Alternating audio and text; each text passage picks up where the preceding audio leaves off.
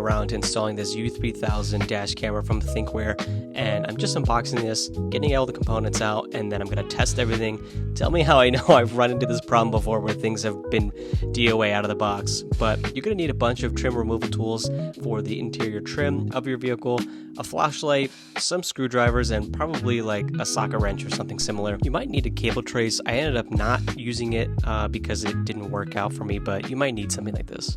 I ended up just taking apart the rear tailgate to see if I could get any sort of access to the back here. I didn't have any sort of instructions. I just started taking things apart, but there might be some instructions online for your vehicle. And I just started visualizing where the cable would go and start taking the panels apart. There are little airbag clips, and that's, if you take those clips off, there are bolts behind there, and that's how you can take the panels off. It's pretty simple. Okay, now that we got most of the rear end taken apart, I like to always work from the back to the front because this is always the worst area. The front is always the easiest. Some people just do a front dash cam, and that's honestly super easy to install. Okay, it's been a couple days later, and we ran into a problem that actually caused me to have to stop the install.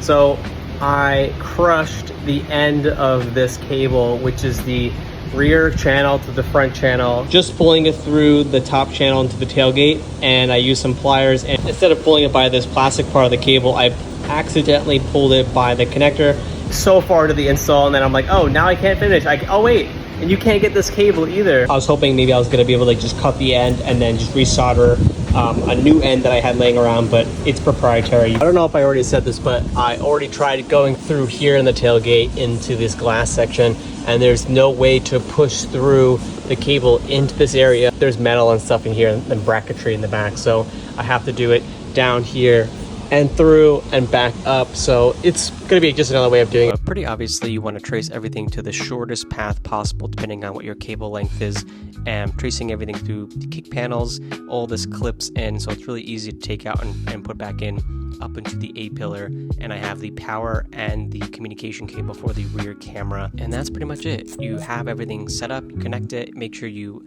orient the camera properly. But if you have a hardwired kit, you'll hardwire it into your fuse panel, and then you're all set to go.